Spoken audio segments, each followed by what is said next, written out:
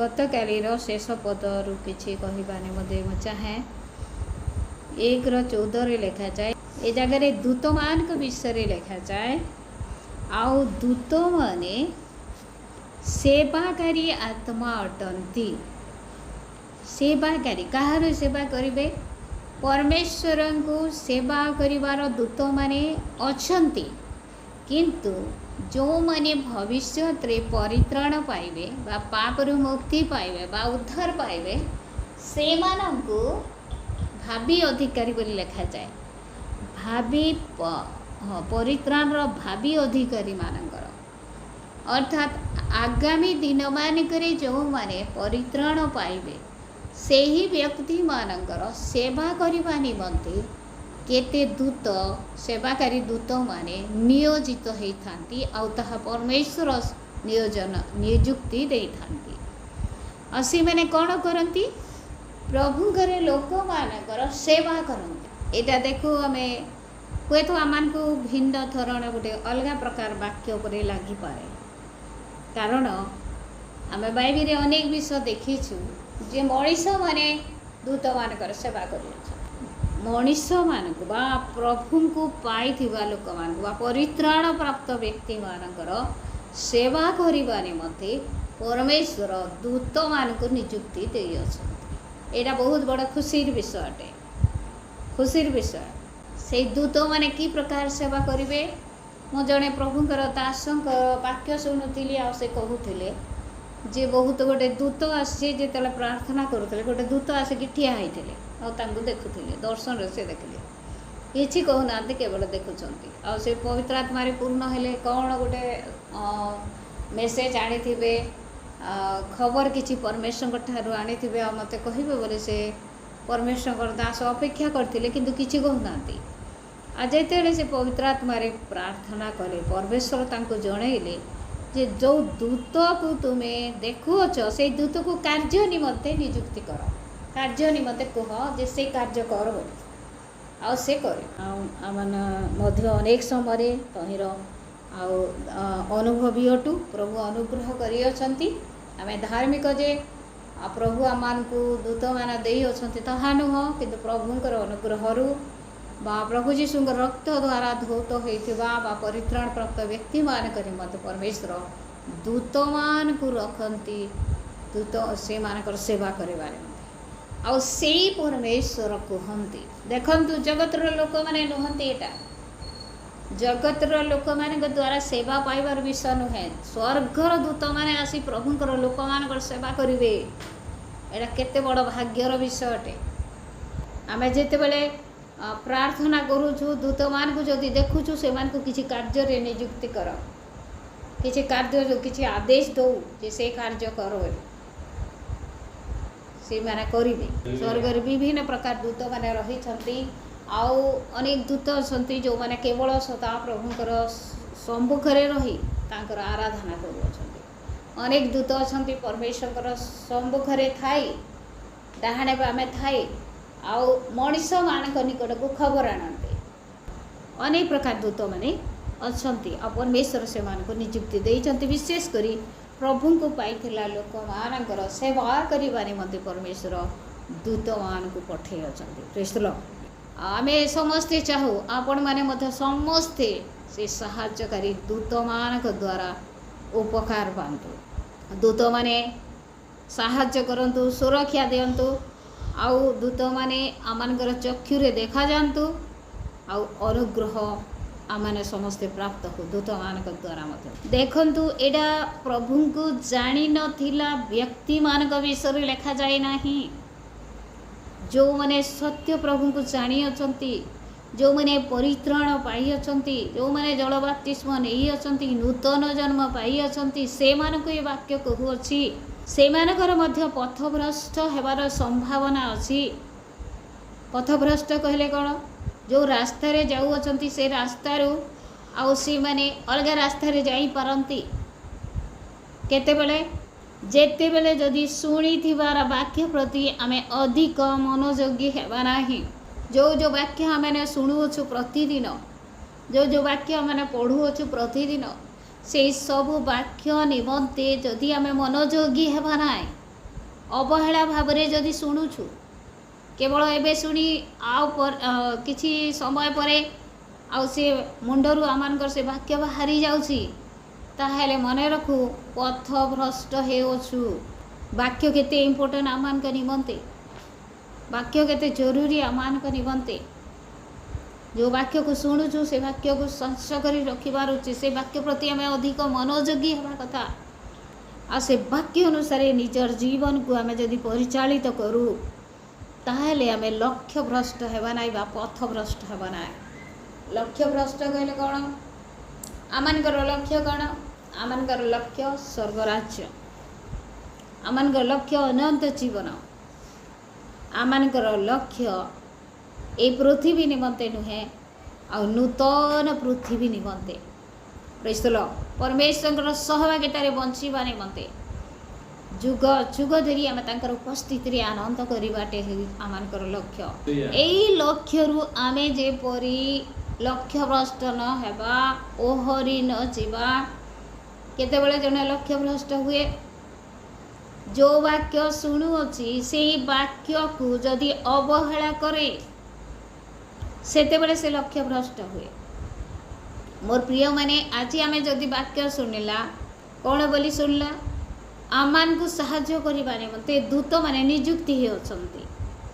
ଆଉ ଯଦି ଆମେ ଦୂତମାନଙ୍କୁ ଦେଖୁଛୁ, ଦୂତମାନଙ୍କୁ ଆମେ କ'ଣ କରିବେ ସେମାନେ ତାଙ୍କୁ କହୁନୁ କି ଆମେ ପରମେଶ୍ୱରଙ୍କର ଉପସ୍ଥିତିରେ ରହୁନୁ, ଏ ବାକ୍ୟ ସବୁକୁ ଭୁଲି ଯାଉଛୁ, ଗତ ଦିନର ବାକ୍ୟ ସବୁକୁ ଭୁଲି ଯାଉଛୁ, ଆଉ ଆମେ ଜଗତରେ ଯେ ପ୍ରକାର ଲୋକମାନେ ବଞ୍ଚୁଅଛନ୍ତି ସେ ପ୍ରକାର ବଞ୍ଚୁଛୁ, ତାହେଲେ ଆମେ କ'ଣ ହେଉଛୁ? ଲକ୍ଷ୍ୟଭ୍ରଷ୍ଟ ହେଉଛୁ। ଆମମାନଙ୍କର ଯେଉଁ ଲକ୍ଷ୍ୟ ଅନନ୍ତ ଜୀବନ ପାଇବା ନିମନ୍ତେ, ସ୍ୱର୍ଗ ରାଜ୍ୟ ନିମନ୍ତେ, ସେହି ଲକ୍ଷ୍ୟରେ ଏହି ପଥରେ ଆମେ ଯାଇପାରୁନୁ। ଆମମାନେ ପଥଚ୍ୟୁତ ହେଇଅଛୁ, ଅର୍ଥାତ୍ ଅଲଗା ରାସ୍ତାରେ ଆମେ ଟ୍ରାକ୍ ଚେଞ୍ଜ ହେଇଯାଉଛୁ, ଅଲଗା ରାସ୍ତାକୁ ପଳେଇ ଯାଉଛୁ। ଅଲଗା ରାସ୍ତାରେ ଗଲେ ଆମେ ସେ ଜାଗାରେ ପହଞ୍ଚି ପାରିବା ନାହିଁ। ସେଥିପାଇଁ ଆମକୁ କ'ଣ କରିବାକୁ ପଡ଼ିବ? ଆମେ ଯେ ପ୍ରକାର ଲକ୍ଷ୍ୟଭ୍ରଷ୍ଟ ନ ହେବା, ଲକ୍ଷ୍ୟ ସ୍ଥାନରେ ଠିକ୍ ଜାଗାରେ ଆମେ ପହଞ୍ଚିବା, ସେଥିପାଇଁ ଆମକୁ କ'ଣ କରିବାକୁ ହେବ? ଶୁଣାଯାଇଥିବା ବାକ୍ୟ ପ୍ରତି ଅଧିକ ମନୋଯୋଗୀ ହେବାର ଅଛି। ଆଜିର ବାକ୍ୟ କେବଳ ନୁହେଁ, ଗତ ଦିନମାନଙ୍କରେ ଯାହା ଶୁଣୁଅଛୁ, ଆମେ ଯାହା ଦୈନନ୍ଦିନ ପଠନ କରୁଅଛୁ, ଆମର ପର୍ସନାଲ ବାକ୍ୟ, କେଉଁ କେଉଁ ପ୍ରଭୁଙ୍କର ଲୋକମାନଙ୍କ ଠାରୁ ଆମେ ବାକ୍ୟ ଶୁଣୁଅଛୁ, ୟୁଟ୍ୟୁବରୁ ଶୁଣୁଅଛୁ, ଏ ସମସ୍ତ ବାକ୍ୟକୁ ଆମେ ମନେ ରଖି ବାକ୍ୟ ଅନୁସାରେ ଚାଲିବାଟା ହିଁ, ଆମମାନଙ୍କୁ ଚାଲିଲେ ହିଁ ଆମେ ଲକ୍ଷ୍ୟସ୍ଥଳରେ ପହଞ୍ଚି ପାରିବା ବା ଲକ୍ଷ୍ୟଭ୍ରଷ୍ଟ ହେବା ନାହିଁ।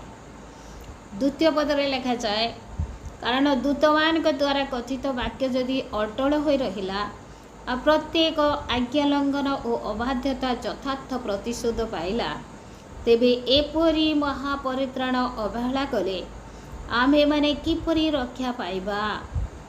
ଦୂତମାନେ ଯଦି ଆସି ଯାହା କହିଲେ ଆଉ ତାହା ଯଦି ଅଟଳ ରହିଲା, ସେହି କଥା ଯଦି ରକ୍ଷା ହେଲା, ସେହି କଥା ଆଉ କାର୍ଯ୍ୟକାରୀ ହେଲା, ଦୂତମାନେ ଖବର ଆଣିଥିବାର କଥା ଯଦି କାର୍ଯ୍ୟକାରୀ ହେଲା, ତାହାହେଲେ ପରିତ୍ରାଣକୁ ଯଦି ଆମେ ଅବହେଳା କରିବା, ତେବେ ଆମେ କିପରି ରକ୍ଷା ପାଇପାରିବା? ପରିତ୍ରାଣ ଦୂତମାନେ ଆସି ଆମମାନଙ୍କୁ କହିନାହାନ୍ତି ତମେ ପରିତ୍ରାଣ ପାଇବ। ନିଶ୍ଚିତ ଯେଉଁଦିନ ପ୍ରଭୁ ଯୀଶୁ ଜନ୍ମଗ୍ରହଣ କଲେ, ଦୂତ ଆସି ଆଉ ସୁସମ୍ବାଦ ଦେଲେ। କେବଳ ତାଙ୍କର ସୁସମ୍ବାଦରେ ଆମେ ପରିତ୍ରାଣ ପାଇଛୁ ତାହା ନୁହଁ। ପ୍ରଭୁ ଯୀଶୁ ବାସ୍ତବରେ ଜନ୍ମଗ୍ରହଣ କଲେ, କେବଳ ଦୂତ କହିଦେଲେ ତାହା ନୁହଁ। ଆଉ ଯଦି ଦୂତଙ୍କର କଥା ଯଦି ଅଟଳ ରହିଲା, ଆଉ ଅନେକ ଉଦାହରଣ ସବୁ ରହିଛି, ଆଜ୍ଞା ଲଙ୍ଘନ, ଅବାଧ୍ୟତା ଯୋଗୁଁ ସେମାନେ କିପରି ପ୍ରତିଶୋଧ ପାଇଲେ। କେଉଁ କେଉଁ ଜାଗାରେ ହେଲା? କେଉଁ ଜାଗାରେ ହେଲା? ସୋଦୋମ ଗମୋରାରେ ହେଲା। ଦୂତମାନେ ଆସି କହିଲେ, ଆଉ ସେ ଦୂତମାନଙ୍କ ସହିତ ସେଠି ଲୋକମାନେ ଝଗଡ଼ା ହେଲେ, ଆଉ ଦୂତମାନେ ଯେତେବେଳେ କହିଲେ ଏଇଟା ଧ୍ୱଂସ ହେବ ବୋଲି, ପରମେଶ୍ୱର ସେମାନଙ୍କୁ ପଠାଇଥିଲେ, ଆଉ ବାସ୍ତବରେ ତାହା ଘଟିଲା। ସେମାନେ କ'ଣ ହେଲେ?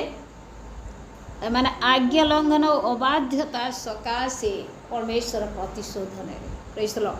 ଆହୁରି ଅନେକ ଉଦାହରଣ ସବୁ ରହିଛି ବାକ୍ୟରେ।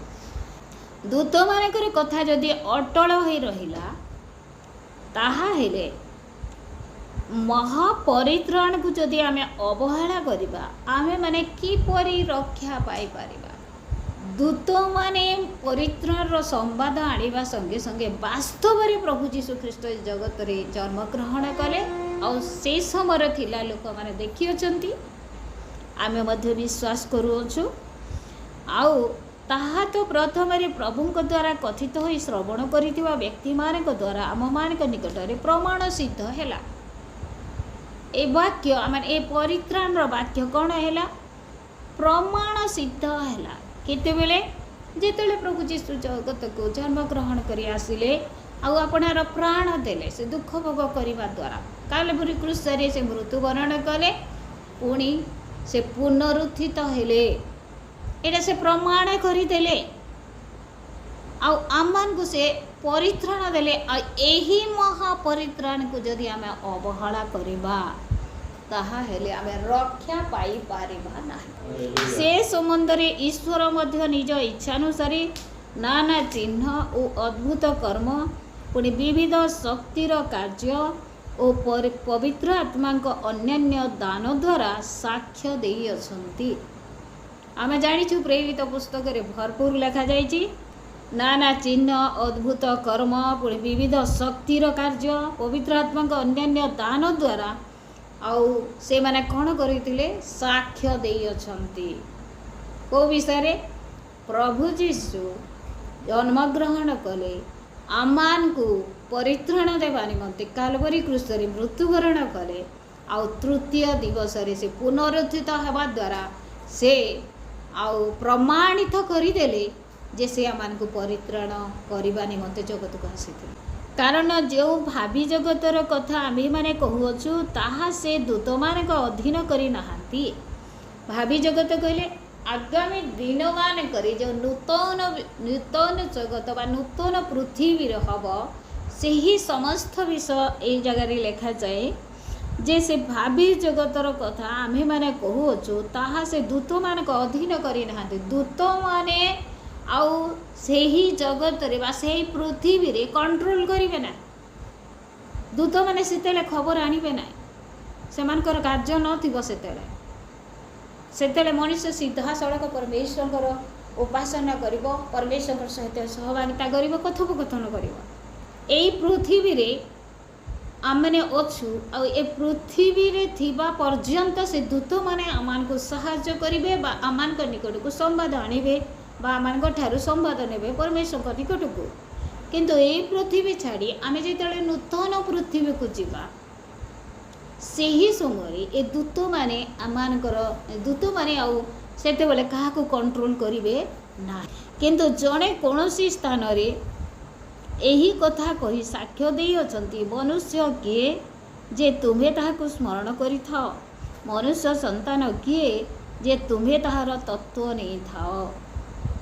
आमे ए वाक्य अनेक थर निश्चित भाव में पढ़िअछु आउ तुम्हें दूत मानक ठारू ताहाको अल्प न्यून करिअछ तुम्हें ताहाको गौरव और संभ्रम रूप मुकुटरे भूषित करिअछ। दूत मानक ठारू ताहाको अल्प न्यून करिअछ काहाको से करिअछंती जणे कोनोसी स्थान रे एही कथा कही साक्ष्य देई अछंती। दूत मानक ठारू अल्प न्यून काहाको कले मनुष्य को कले टिके कम कले। देखंतु जे मनुष्य ठारू उच्चरे अछि से मनुष्य सॉरी सेही दूत माने तांको ठारू नीचरे थिबा टिके अल्प न्यूनरे थिबा मनुष्य प्रति से माने कोन करू अछंती सेवा करबा निमते नियुक्ति पाइ अछ। एटा जगत रे केबे संभव कि जगत रे केबे संभव न कारण परमेश्वर वाक्य लिखा जाए दूत मान ठारू अल्प न्यून मनुष्य को करा जाइछि किंतु सेही मनुष्यर सेवा करबा निमते उच्चरे थिबा दूत माने नियुक्ति पाइ अछ। आमे माने ए पर्यंत समस्त विषय ताहार वशीभूत होइथिबार देखु नाहु सत किंतु दूत मानक अपेक्षा जो अल्प समय न्यूनीकृत होइथिले ताहांको अर्थात यीशु को एबे दूत मानक निकटरू अल्प समय न्यूनीकृत होते। अल्प समय बेले केते बेले न्यूनीकृत होते? काल्वरी क्रूसरे चढ़िला बेले जेते बेले से पाप को समग्र मानव समाज रो पाप को बहन कले आ परमेश्वर किछि मुहूर्त लगी तांको त्याग कले से ही समय वाक्य एटा आ से ही अल्प समय बोली कहा जाए। किंतु दूतमान अपेक्षा जे अल्प समय न्यूनीकृत होइथिले अर्थात छाड़ी देथिले जेउ यीशु को परमेश्वर पाप सकाशे किछि मुहूर्त निमंते छाड़ी देथिले आ सेही यीशु को मृत्युर दुख भोग हेतु गौरव और संभ्रम रूपक मुकुट परिधान करिथिबार देखुअछु बोली वाक्य कहूछि। दूतमान ठारू अल्प न्यून किए मनीष आउ दूतमान ठारू दूतमान अपेक्षा जे अल्प समय न्यूनीकृत होइतिले से किए प्रभु जीशु ख्रीष्ट।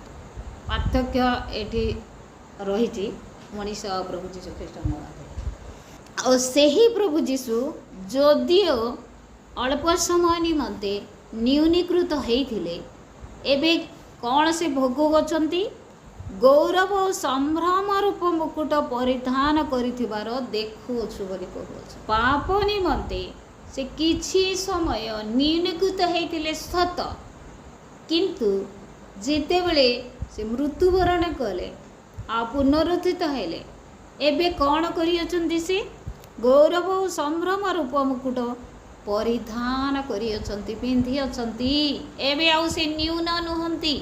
तांकर द्वितीय आगमन से कि प्रकार भाबरे आसीबे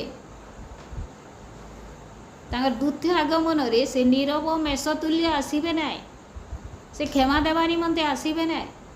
द्वितीय आगमन रे आउ से जे जहा गले मध्य ताहा सहिबा निमंते आसीबे ना।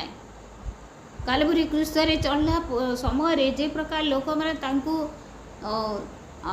कौन करुथिले तांकर दाढ़ी उपाड़ुथिले तांकर मुहरे छेप पकाउथिले तांकु अनेक प्रकार भर्सना सब कथा कहूथिले ए प्रकार आउ सेते बेले से नीरव थिले से प्रकार से आसीबे ना।